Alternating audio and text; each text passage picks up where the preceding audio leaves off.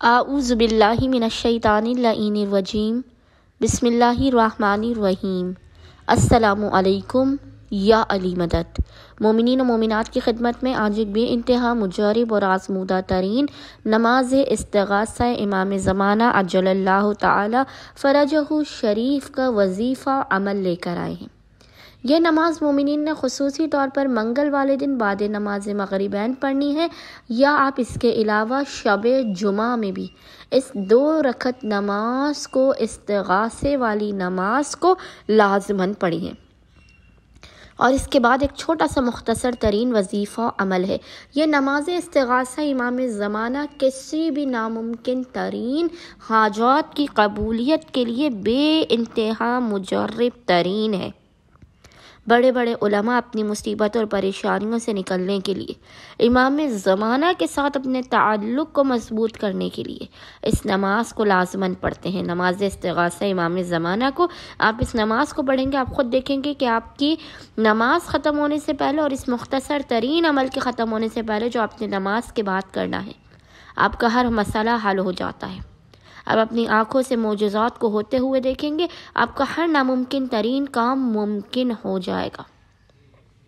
کرامات کا مجموعہ ہے اس نماز استغاثہ امام عصر کے اندر۔ ہر قسم کی مشکلات آپ کی دور ہوں گی، کیسی بھی آپ کی حاجات ہو، بیٹیوں کی شادیوں کا مسئلہ اٹکا ہوا ہو، اولاد نہیں ہو رہی ہو، اپنا گھر نہیں ہو، کوئی تنگی ہو، کوئی پریشانی ہو اور اس کو روزی کی وجہ سے پریشان حال ہو، وہ مومنین خصوصی طور پر منگل والے دن بعد نماز مغربین نماز استغاثہ امام زمانہ کو لازماً پڑھیں۔ طریقہ اس نماز کا بے انتہا آسان ترین ہے۔ مومنین ایک مرتبہ اس نماز کے طریقے کو غور سے سنیے گا۔ آپ نے 2 رکعت نماز پڑھنی ہے، جس کی نیت یہ کرنی ہے کہ نماز استغاثہ امام زمانہ پڑھتا یا پڑھتی ہوں قربتاً الی اللہ۔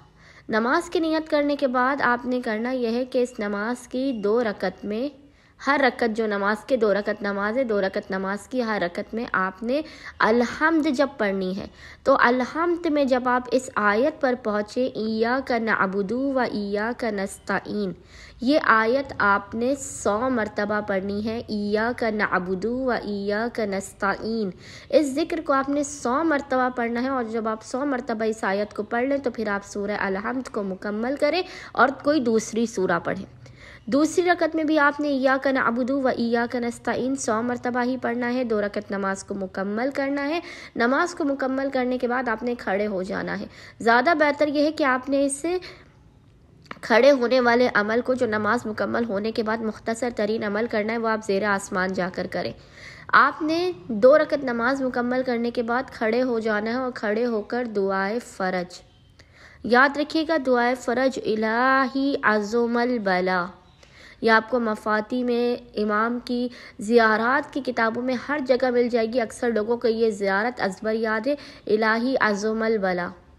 اس زیارت کو مومنین نے پڑھنا ہے، اور اس کے بعد روتے ہوئے، گڑ گڑاتے ہوئے اپنے دکھوں سے، ہم سے، غم سے، پریشانی سے، تکالیف سے نجات کی دعا کرنی ہے، اپنی حاجات کی قبولیت کی دعا کرنی ہے، اور آخر میں آپ نے 18 مرتبہ 18 ٹائمز پڑھنا ہے، یا فرزند زہرا اغثنی بحق زہرا۔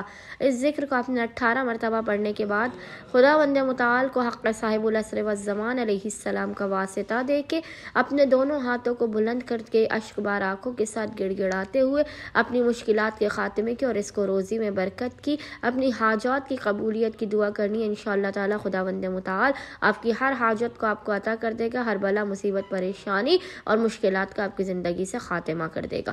اللہم صلی علی محمد و آل محمد وعجل فراجہم اجمعین۔